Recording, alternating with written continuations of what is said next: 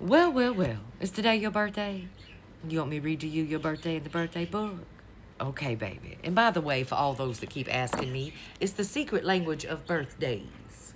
Yes, baby. One of my favorite, most entertaining books about birthdays. Anyway, let's get back to your birthday. May 20th, the day of prolific expression. Now, if I get a bit tongue twisted, you're going to have to forgive me. I'm having one hell of a day. Whatever it is that the May 20th people like to do, they like to do it a lot. These are people who really can't keep what they've got inside. They've got to let it out. Moreover, they are not content just to express themselves in a vacuum, but must bring their prodigious energies to bear on all around them. Examining and probing their environment, they subject ideas to rigorous examination of their keenly analytical skills. Perhaps they would be bottled up in their heads were it not for a very strong physical side, which also cries out for expression. It seems as if those born on this day must seek amusement to keep them from being bored. This can put some strain on those around them who sometimes feel like they have been cast in the role of entertainers. Since May 20th people are very outwardly direct, they may not take time and trouble to get to know themselves. Yet this is essential for both their spiritual and emotional evolution. May 20th people may find themselves accused of being superficial, as some born on this day do indeed skim along the surface of life, never putting down deep roots anywhere.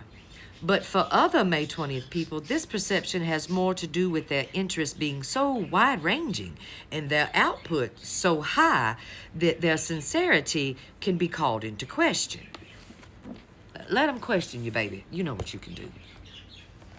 Many born on the 20th of May are addicted to travel, whether it be globe-trotting or just getting out of the house and going somewhere. I understand that.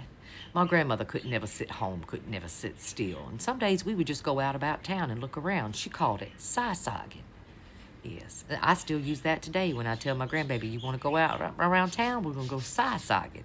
That means we don't really have a plan in mind. We're just going to go out amongst the land.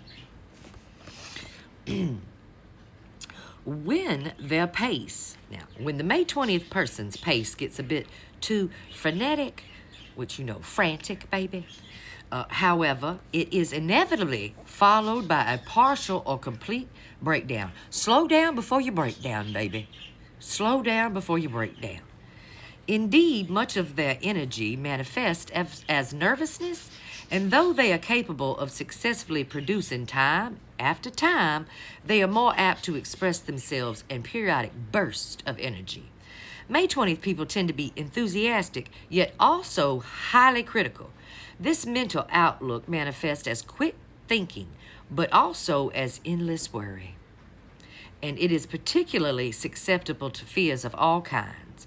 Indeed, many May 20th people have a mind that is like a motor that will not turn off, often connected to a mouth that works the same way.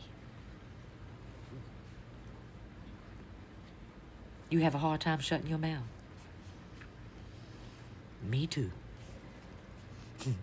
Two spiritual lessons that they must learn are first, to still their mind, to empty out, and second, to stand back and observe themselves at a distance.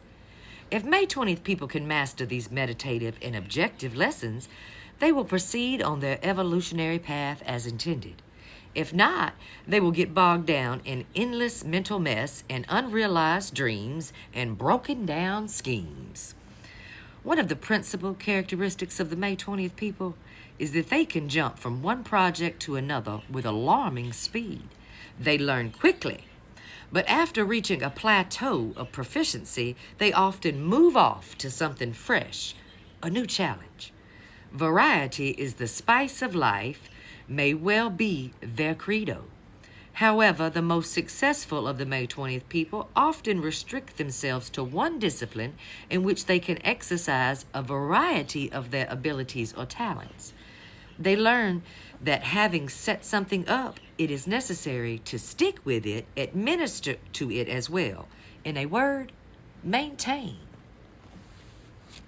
Those born on the 20th day of the month are ruled by the number 2 and by the moon. The number 2 people tend to be gentle and imaginative, easily hurt by the criticisms or inattention of others. Because they are ruled by the moon as well as Venus, the ruler of Taurus, they may be overly impressionable and emotional. Their mental process is often too colored by their feelings. Since, as mentioned, those born on May 20th have a propensity for changing projects and ideals emphasized by the influence of Mercury, upcoming in the Gemini's ruler, they must guard against nervousness and emotional instability. Back to that meditating and clearing your mind. The 20th card of the major arcana shows the judgment or the awakening, in which people are urged to leave material considerations behind and seek a higher spirituality. The card depicts an angel blowing a trumpet. It signifies that a new day, a day of accountability, is drawing near. It is a card which moves us beyond our ego and allows us to glimpse into the infinite. The danger is that the trumpet call heralds only exhaustion and intoxication, a loss of balance, and an indulgence in reverence into those of the basest of your instincts. So the challenge again here for the May 20th people is remaining centered and stable, not being swept away by some newfound excitement. Now let's talk about your health, honey. Where the health of May 20th people is concerned, stability is the watchword. Dancing and regular sex, childbearing, or physical exercise may serve to ground them in their bodies. I'm gonna say that once again for you, baby. Dancing and regular bow chicka wow wow, it is good for you. Okay, honey? Yes. Being physical will help you out. It help ground your body. Maybe you should get physical in the backyard on the grass. Maybe that will really ground your ass. Anyway, back to the book, honey. I'm just being silly, baby. In addition, the responsibilities of family and the role of provider promote stability and lend structure to their lives. The use of drugs, tranquilizers, and sleeping pills may be temporarily helpful when recommended by a physician, but must not become a long-term solution for your nervousness or your insomnia. Of course, hallucinogenics of all sorts should be eyed with extreme caution. You can Google what all things are classified as a hallucinogenic, and you'll know what to stay away from. Okay. Because there's going to be some things out there that you didn't know were classified as hallucinogenics, like herbage. Okay. As far as your diet is concerned, if the May 20th people are eating on the run or bringing home takeout food, they may have to take food supplements to provide vitamins and minerals that are lacking in their diet.